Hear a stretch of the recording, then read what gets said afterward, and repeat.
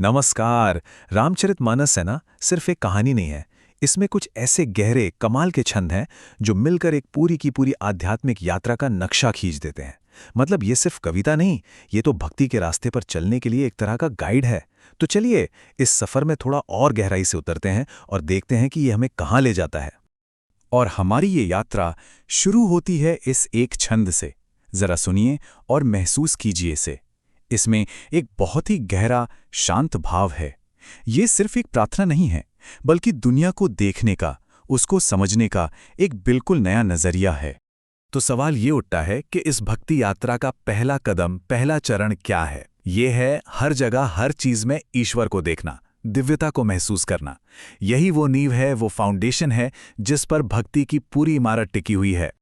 देखिए, इस छंद का सीधा सा मतलब है ये जानकर कि सारा का सारा संसार सीता और राम का ही स्वरूप है, मैं दोनों हाथ जोड़कर प्रणाम करता हूं। सोचिए ये अपने आप में कितनी बड़ी, कितनी शक्तिशाली बात है। ये एक तरह की स्वीकृति है, एन एक्सेप्टेंस।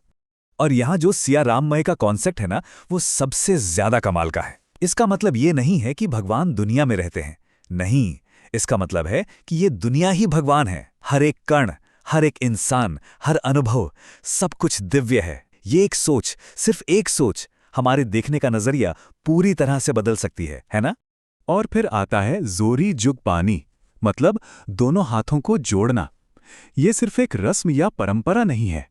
ये तो उस अंदरूनी एहसास को, उस रियलाइजेशन को बाहर दिखाने का एक तरीका है। वही जब हर चीज में ईश्वर दिखने लगे तो सम्मान तो अपने आप ही दिल से निकलेगा।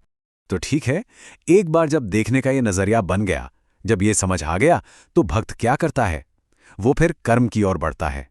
वो मदद मांगता है, अपनी मुश्किलों को, अपनी बाधाओं को दूर करने के लिए सीधे सीधे ईश्वर से प्रार्थना करता है।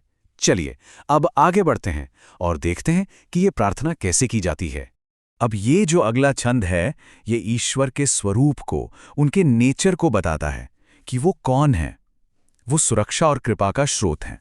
और ये जानना, ये मानना ही भक्त के विश्वास को और भी ज्यादा पक्का कर देता है।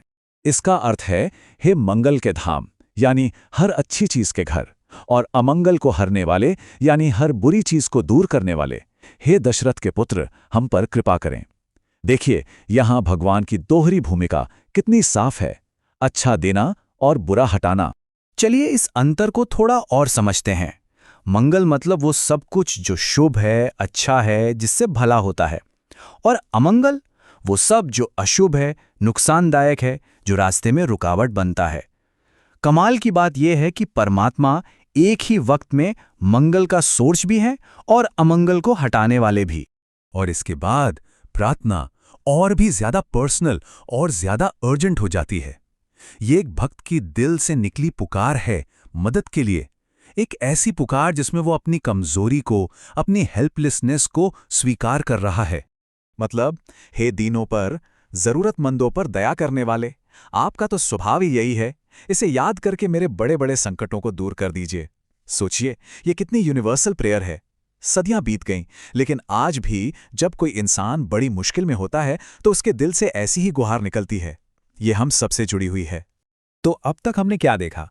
भक्त दुनिया को डिवाइन रूप में देखता है और फिर मदद के लिए प्रार्थना करता है। लेकिन भक्ति का असली रास्ता क्या है? The actual practice. ये अगला हिस्सा हमें उसी अभ्यास के बारे में बताता है। यहां कहानी में एक बहुत बड़ा मोड़ आता है, एक बड़ा शिफ्ट। अब भक्त दुनिया की चीजें नहीं मांग रहा। नहीं, वो क्या मांग रहा है? वो भक्ति करने की कृपा मांग रहा है। वो समर्पित होने का आशीर्वाद मांग रहा है। वो कहता है, हे प्रभु, अब मुझ पर बस इतनी कृपा कर दीजिए कि मैं सब कुछ छोड़कर दिन रात सिर्फ आपका ही भजन करूं, आपकी ही पूजा करूं। ये बहुत गहरी बात है। यहां गोल भक्ति से कुछ पाना नहीं है, बल्कि गोल खुद भक्ति ही बन गया है। और ये भक्ति कैसी होनी चाहिए? ये अगला छंद उस इच्छा को इतनी खूबसूरती से बताता है। सीता और राम के चरणों में मेरा जो प्रेम है, वो आपकी कृपा से हर दिन अनुदिन बढ़ता ही जाए। मतलब ये एक ऐसे प्यार की, ऐसी भक्ति की इच्छा है जो कभी रोके नहीं, जो वक्त के साथ और गहरी होती चली जाए। तो अगर हम इन सब बातों को जोड़कर देखें तो भक्ति का पूरा रास्ता साफ हो जाता है। स्टेप 1, दुनिया को डिवाइन नजरों से देखिए। स्टेप 2, लगातार हर चीज को सम्मान दीजिए।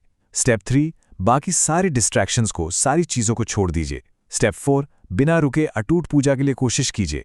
और स्टेप 5, इस प्यार को, इस भक्ति को हमेशा बढ़ाते रहने के लिए प्रार्थना कीजिए।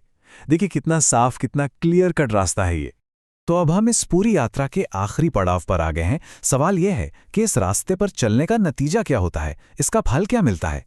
चलिए अब उस वादे को देखते हैं जो इस भक्ति का प्रॉमिस है। और ये जो आखिरी छंद है, ये एक जबरदस्त वादा है। और ये वादा कोई और नहीं बल्कि सीधे ईश्वर की ओर से आ रहा है। ये भक्ति की ताकत का, उसकी पावर का सबसे ऊंचा पॉइंट है। ध्यान से सुनिए, जिस एक पल, द वेरी मोमेंट, कोई भी जीव मेरी तरफ मुड़ता है, बस मुड़ता है, उसके करोड़ों जन्मों के पाप उसी पल, उसी क्षण नष्ट हो जाते हैं। इस वादे की सीधाई और इसकी ताकत पर गौर कीजिए। इसमें यह नहीं कहा कि धीरे धीरे होगा, नहीं, उसी क्षण हो जाता है। और यहां जो शब्द है अग, उसे समझना बहुत जरूरी है। अग का मतलब सिर्फ छोटी मोटी गलतियां नहीं हैं, नहीं, ये तो जन्मों जन्मों से इकट्ठा हुआ बोझ है। गहरे पाप, नेगेटिव कर्मा, वो सारा आध्यात्मिक वजन जो हम अपने साथ ढो रहे हैं। और ये वादा उस पूरे के पूरे बोझ को एक झटके में मिटा देने का है। और शायद सबसे खूबसूरत बात पता है क्या है? ये वादा उन लोगों के लिए नहीं है जो परफेक्ट हैं, जो सिद्ध हो चुके हैं। नहीं, ये वादा हर उस इंसान के लिए है जो बस अपना ध्यान, अपना फोकस ईश्वर की ओर मोड़ लेता है। मतलब मुक्ति का ये रास्ता सबके लिए खुला है। कोई फर्क नहीं पड़ता कि किसी का पास्ट कैसा रहा हो। और ये सारी बातें हमें एक आखिरी सवाल पर लाकर छोड़ देती हैं। आज की इस कॉम्प्लिकेटेड दुनिया में, इतनी भागदौड़ भरी जिंदगी में, एक सीधी साधी फोकस भक्ति की ताकत असल में क्या हो सकती है? ये एक ऐसा सवाल है जो हजारों साल पुराने इन छंदों के ज्ञान को सीधा हमारे आज से, हमारी जिंदगी से जोड़ देता है। सोचने वाली बात है ना? Like, subscribe,